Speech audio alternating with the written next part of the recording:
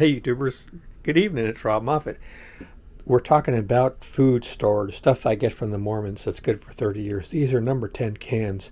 Back in 2014, I bought about 12 different types of food, bulk food, from the Mormons on the LDS site, online, and very inexpensive.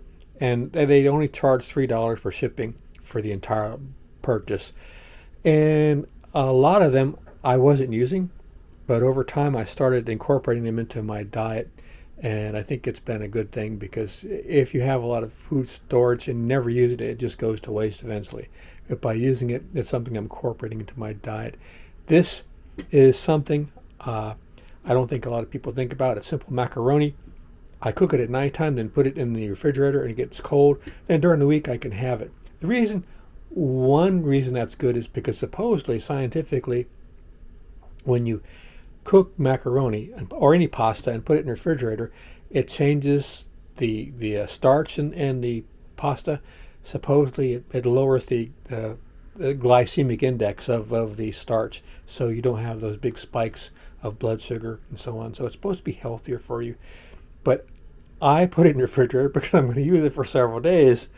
So this is 1 cup of macaroni boiled with 3 cups of water, and I put the onions. I also buy the onions from the Mormons. They come in a big can. This I just store them. So I get 1 cup of macaroni and a big handful of onions. And then when it's done, I put in some spices. I also cook with turmeric. It makes it kind of yellow. And I pour off the liquid in this jar and I use it, and I make later on some little miso soup. So I use this liquid as the basis for the miso soup. But the point I'm trying to get at is you can make a bowl of this macaroni for practically nothing.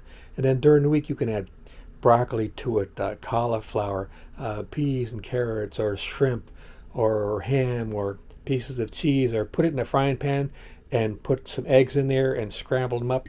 You could add tomatoes. You can add this to your soups. You can have this plain old tuna salad. You could do so many things with this. Very inexpensive. It sits in a can for 30 years. And it's good to go when you need it. These cans, they don't rot. They're not going to rust on unless they get wet. The bugs aren't going to eat it. So you just have a wonderful permanent supply. And they're always coming up with new things on that site. Like I recently purchased strawberries last week. I'm going to do a review on them. And they look amazing. Cans all filled up. I wasn't going to buy it because some people said their can wasn't full, but mine came full, so I'm pretty happy. I put some in water in the refrigerator, and tonight I'm going to see how they are tomorrow for breakfast. So I'm getting off the subject. You want to think about getting you some food storage. You don't have to be a prepper to have food storage. You can just be a normal person that is halfway intelligent. It's good to put a few cases of food set aside. Get a case of beans, get a case of wheat berries, case of rice, maybe some onions, maybe some strawberries, little by little, month by month, and this stuff lasts for years and years. If anything happens, you're good to go. In the meantime, you can make very inexpensive, very frugal, tasty dishes. Like I said, I would have this hot with butter, with nothing else but the macaronis and the spices.